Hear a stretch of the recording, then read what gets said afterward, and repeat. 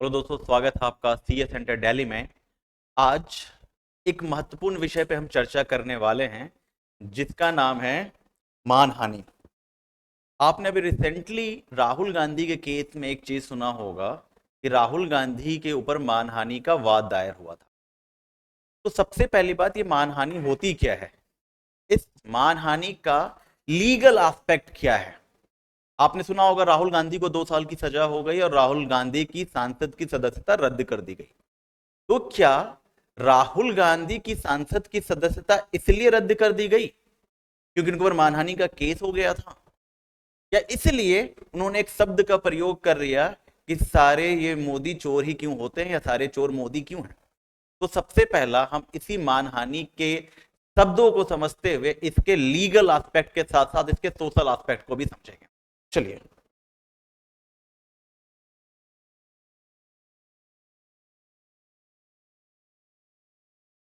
मानहानि एक कहावत आपने हिंदी में सुनी होगी, देखन में छोटन लगत घाव करत गंभीर। ये मानहानि अंग्रेजी के डेफेमेशन सबसे बना है, जो दिखने में बहुत छोटा है लेकिन जिस चरित्र को आपने, जिस कैरेक्टर को आपने सालों साल तैयार करने में बनाया था, एक छोटा सा शब्द उसको गिरा सकता है। यानी आपके उस मान की हानि की जा सकती है, आपके उस रेस्पेक्ट को। कहते हैं ना कि चरित्र बनाने में लाखों साल लग गए, उसे गिराने के लिए एक पल काफी था। तो इसी मानहानि पे राहुल गांधी कैसे लपेटे में आ गए और घेरे में आ गए, हम समझेंगे। तो आपने सुना होगा कि राहुल गांधी को मानहानि के केस में जैसे 2 साल की सजा होती है, एक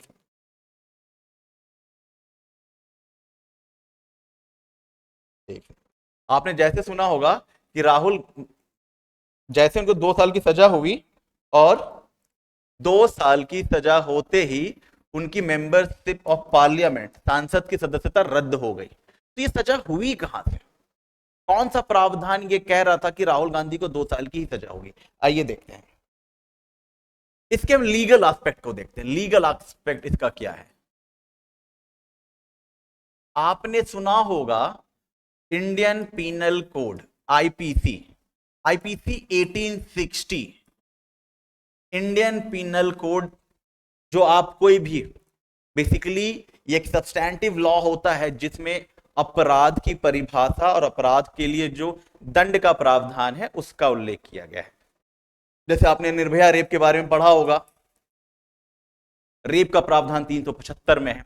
आपने मूवी में सुना होगा कि दफा 302 के तहत, वो 302 इसी आईपीसी में, जो वर्तमान भारतीय दंड संहिता चल रही है, क्योंकि सरकार ने भारतीय न्याय संहिता के रूप में उसका रूपांतरण कर दिया है, जो आने वाले कुछ समय में भी बिल के रूप में चर्चा का विषय है, जिसमें हम आगे एक वीडियो बनाएंगे कि क्या परिवर्तन है पूर्ववर्ती विधि और वर्तमान विधि में। तो उसी तरीके से आईपीसी के अंडर सेक्शन 499, धारा 499, ये कहती है कि मानहानि क्या हो सकता है। तो बेसिकली कहती है जब आप किसी व्यक्ति के लिए किसी शब्द को बोलते हैं, याद रखिएगा मैंने शब्द कहा, अगर आप बोलते हैं और या किसी शब्द को लिखित रूप से उजागर करते हैं और किसी व्यक्ति विशेष, समूह, समाज की प्रतिष्ठा के ऊपर लांछन लगाते हैं, तो कहा जाता है आपने उसके आत्मसम्मान पर चोट पहुंचाई है, आपने उसके रेस्पेक्ट में उसके सम्मान को नीचे गिराया, उसके मान की हानि की है। तो आईपीसी 499 बेसिकली जो मानहानि का बात है वो 2 तरीके से बात करता है।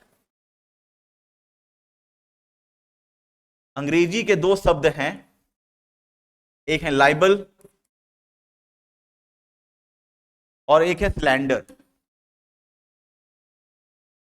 लाइबल को आप लेखन के रूप में लें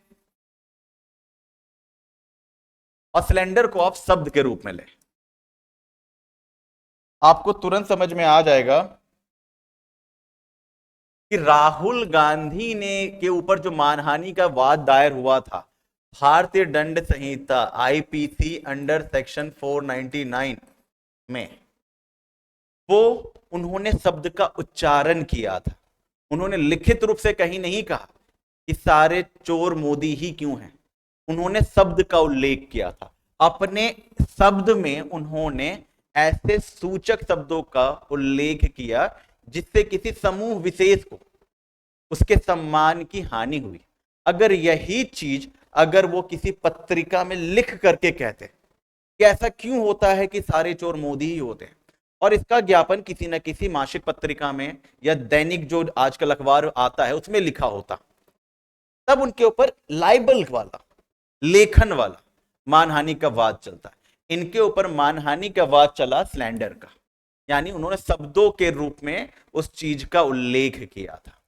आईपीसी 499 सीधा कहती है, अगर आप किसी ऐसे शब्द को बोलते हैं या लिखते हैं जिसके द्वारा किसी व्यक्ति विशेष, समाज, संगठन की प्रतिष्ठा के ऊपर आंच आती है, तो आपके ऊपर मानहानि का वाद चल सकता है।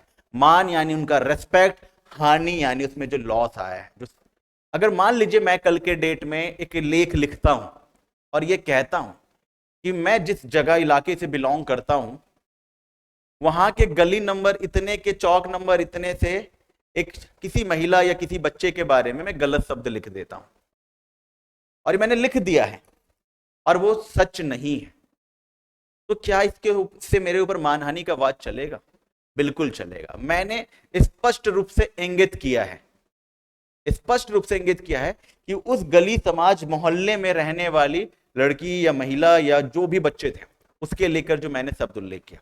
अगर मान लीजिए राहुल गांधी ये कहते हैं कि XYZ मोदी चोर है, तो उनके ऊपर व्यक्तिगत रूप से लांछन लगाने के लिए, XYZ कोई व्यक्ति विशेष भी हो सकता है, XYZ कोई व्यक्ति विशेष ही हो सकता है, मैंने उसके ऊपर टिप्पणी कर दी, एक आलोचनात्मक, एक व्यंग कस दिया कि XYZ मोदी चोर है, मैंने सारे मोदी समाज के लिए नहीं कहा। अब वहां पर दंड विधि का एक अलग प्रावधान है, अपकृत्य विधि, लॉ ऑफ टॉर्ट। जब आप पढ़ते हैं, आपने सुना होगा कि उसने 1000 करोड़ का मानहानि का वाद दायर किया है, 1000 करोड़ का, 10 लाख करोड़ का, 5 करोड़ का। तो इसमें सजा का तो बात कर ही नहीं रहे, वो कर रहे हैं दाम, मूल्य, वैल्यू, एक जो फाइनेंशियली है कि मैं आपके ऊपर 1000 करोड़ का मुकदमा दायर करता हूं, मानहानि का, डेफेमेशन सूट फाइल कर रहा हूं। लेकिन राहुल गांधी को तो 2 साल की सजा हो गई।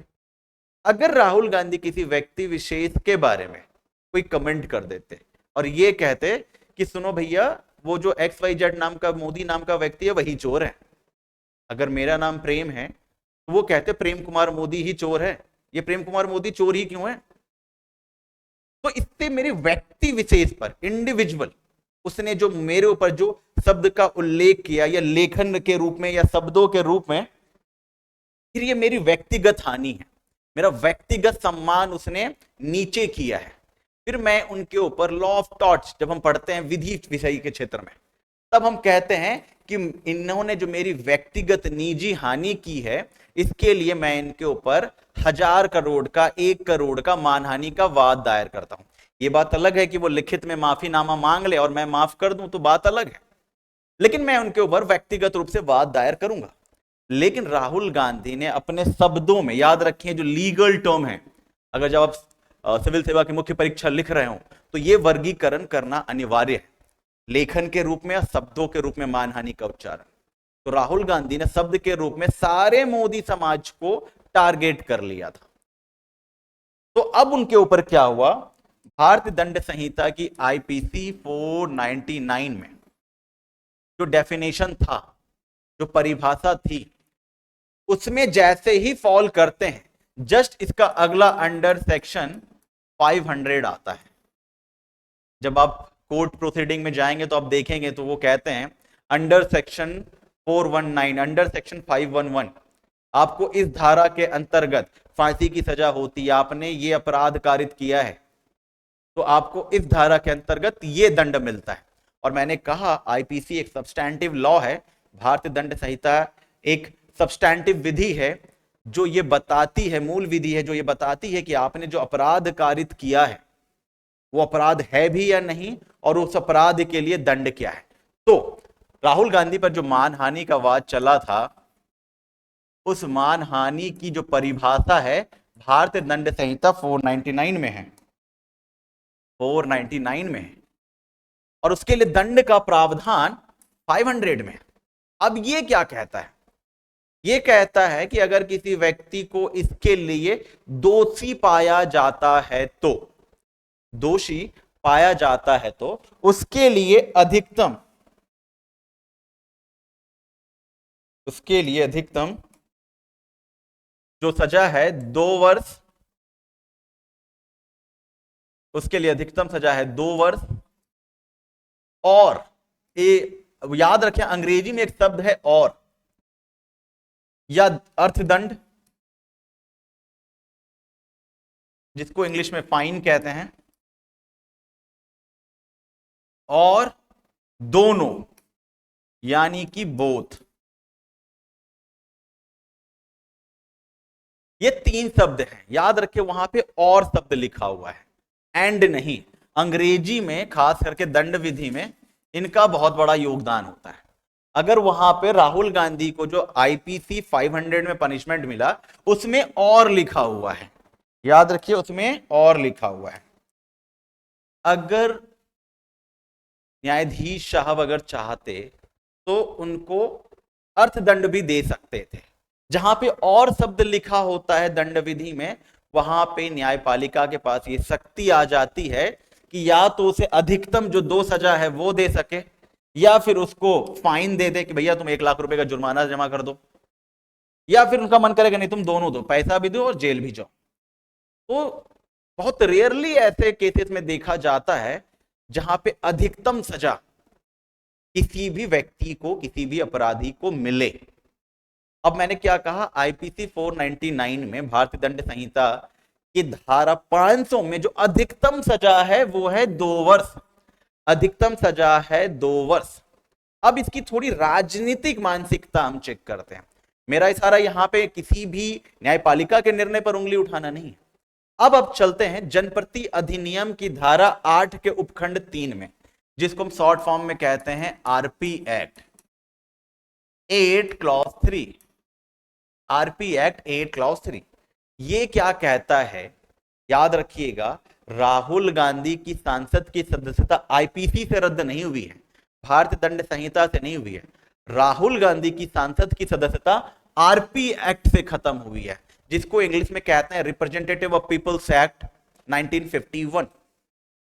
तो आरपी एक्ट के धारा 8 के उपखंड 3 सेक्शन 8 क्लॉज 3, इससे उनकी सांसद की सदस्यता रद्द हुई है। कैसे? तो धारा 8 उपखंड 3 यह कहती है कि अगर किसी भी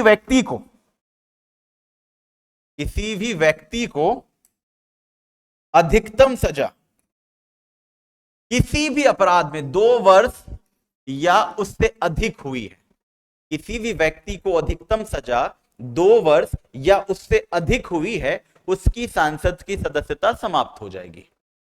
चाहे अपराध कुछ भी हो, अपराध हत्या का हो, मर्डर का हो, रेप का हो, चाहे जो भी हो, जो भी जनप्रतिनिधि हैं, चाहे वो विधानसभा से हो या लोकसभा से हो, दोनों जनप्रतिनिधि हैं, जनता के द्वारा निर्वाचित व्यक्ति हैं। तो कोई भी जनप्रतिनिधि जिसको अधिकतम सजा 2 वर्ष या 2 वर्ष से अधिक मिला है, उसकी सांसद की सदस्यता रद्द कर दी जाएगी। अब देखिए आईपीसी भारतीय दंड संहिता की धारा 500 क्या कहती है कि अगर कोई व्यक्ति मानहानि के वाद में दोषी पाया जाता है तो उसे अधिकतम सजा 2 वर्ष की मिलेगी। कितनी की मिलेगी? 2 वर्ष की। और याद रखिए बहुत रेयरली होता है कि अधिकतम सजा दी जाती है। जैसे अपराधों में देखा जाता है कि किसी ने किसी का बलात्कार कर दिया, तो एक केस का नाम याद सुन ले, Bachan Singh versus state of Punjab. ठीक है, बच्चन सिंह वर्सेस पंजाब राज। आपने सुना होगा rarest of the rare case, rarest of the rare, विरलतम से विरल। अर्थात अगर कोई ऐसी नृशंस अपराध किया गया है जिसकी परिकल्पना कर पाना भी बड़ी मुश्किल थी, जैसे निर्भया के रेप केस में हम देखते हैं कि जिस प्रकार बर्बरता के साथ उसके साथ बलात्कार, उसकी हत्या कर दी गई, इसको rarest of the rare case में डाला गया और उसको फांसी की सजा दी गई rarest of the rare case में। यानी अगर कोई अपराध ऐसा है जो सबसे गंभीर माना गया, उसमें भी निर्ममता पूर्वक उसको किया गया। तो जो बच्चन सिंह का केस है, Bachan Singh versus state of Punjab का, जिसमें rarest of the rare case की बात की गई थी, कहा गया उस स्थिति में हम जो मैक्सिमम से मैक्सिमम पनिशमेंट है वो दे सकते हैं। राहुल गांधी का मैक्सिमम पनिशमेंट कितना था 500 में, धारा 500 में 2 साल। तो क्या वाकई इनको 2 साल की सजा मिलनी चाहिए थी? ये न्यायपालिका का निर्णय है, लेकिन अधिकतम सजा 2 साल थी जो राहुल गांधी को मिल गई। और जैसे राहुल गांधी को अधिकतम 2 साल की सजा मिल जाती है, आरपी एक्ट जनप्रति अधिनियम की धारा 8 उपखंड 3 क्या कहती है कि 2 साल से अधिक की सजा किसी व्यक्ति विशेष को मिलती है, उसकी सांसद की सदस्यता रद्द हो जाएगी। तो राहुल गांधी की सांसद की सदस्यता जो रद्द हुई है वो आईपीसी से नहीं हुई है कि भारतीय दंड संहिता से पनिशमेंट जो मिला है तो राहुल गांधी की सदस्यता रद्द होगी, नहीं। RP act, representative of peoples act, इस एक्ट ने ये एक प्रावधान दिया है कि जितने भी मंत्री हों 2 साल की सजा अगर मिल जाती है और 2 साल से अधिक की सजा, उनकी सांसद की सदस्यता रद्द कर दी जाएगी। आपने लालू प्रसाद यादव के बारे में सुना होगा, जगन्नाथ मिश्र के बारे में सुना होगा, और भी बहुत से नेता हैं जिनकी सजा 2 साल से अधिक मिली, उनकी सांसद की सदस्यता रद्द कर दी गई और उनकी सांसद की सदस्यता इसी आरपी एक्ट से रद्द की जाती है। यह बड़ा सिविल सेवा के लिए बड़ा महत्वपूर्ण सवाल होता है कि जनप्रति अधिनियम है क्या, इसके प्रावधान क्या क्या है, और क्या राहुल गांधी, जब एथिक्स के पेपर में आप देखते हैं कि क्या राहुल गांधी को, क्योंकि एक विषय का अंतर संबंध, कोरिलेशन बहुत सारे पेपर से जुड़ा होता है। भले ही हमने विधिक दृष्टिकोण देखा है आईपीसी का, लेकिन हमने यह भी देखा कि क्या वाकई उन्हें अधिकतम 2 वर्ष की सजा मिलनी चाहिए थी, क्या यह राजनीतिक रूप से प्रेरित था? क्योंकि सीआरपीसी की धारा 389, CrPC 389 suspension, stay on punishment, उस पर रोक लगा दी गई है, उस पर रोक लगा दी गई है। तो ये एक्चुअली अलग मुद्दा है कि किसने रोक लगाया, न्यायपालिका ने क्यों रोक लगाई, ये उनका विचारणीय विषय है। लेकिन अगर हम एथिक्स के दृष्टिकोण से देखें तो क्या वाकई राहुल गांधी को अधिकतम 2 वर्ष की सजा मिलना, क्या ये उचित था? ये आपके ऊपर निर्भर करता है। लेकिन क्या राहुल गांधी ने वाकई मानहानि सूचक जैसे शब्दों का उल्लेख किया? तो ये आपने देखा लाइबल और स्लैंडर जैसे विधिक शब्दों के दृष्टिकोण से कि हां, उन्होंने ऐसे सूचक शब्द तो प्रयोग किए थे और इस शब्दों के द्वारा उन्होंने एक समूह विशेष, जो शब्द मोदी है, उस समुदाय विशेष को चोट पहुंचाई और विधिक दृष्टिकोण से भारतीय दंड संहिता ने उन्हें दंड का भागी माना। अब ये राजनीतिक रूप से कितनी प्रेरित है ये आप पर निर्भर करता है, आप इसको समझें। लेकिन विधिक दृष्टिकोण से हां, राहुल गांधी ने अपराध कारित किया है और वो उसके दायी हैं, जिसके लिए इन्होंने 2 वर्ष की सजा मिली है और आरपी एक्ट धारा 8 उपखंड 3 से इनको, इनकी सांसद की सदस्यता जो रद्द कर दी गई थी, फिलहाल न्यायपालिका सर्वोच्च न्यायालय ने सीआरपीसी दंड प्रक्रिया धारा 389 के तहत उस पर रोक लगा दी है और राहुल गांधी की सांसद सदस्यता पुनः बहाल हो गई है। तो इस प्रकार आपने समझा होगा कि देखन में छोटन लगत घाव करत गंभीर, और कैसे इस छोटे से मानहानि शब्द ने कि सारे मोदी चोर होते हैं, एक व्यक्ति जब चुनाव लड़ता है, इतने जद्दोजहद के बाद जीतता है, एक छोटी सी शब्द ने, एक छोटे से लाइन ने कि सारे मोदी चोर होते हैं, उनकी सांसद की सदस्यता छीन ली। अल्प समय के लिए ही छीना जरूर गया। तो इस प्रकार आपने समझा कि मानहानि का जो प्रावधान है विधिक दृष्टिकोण से क्या है। तब तक के लिए आप हमें यहां तक के लिए विदा करें। धन्यवाद।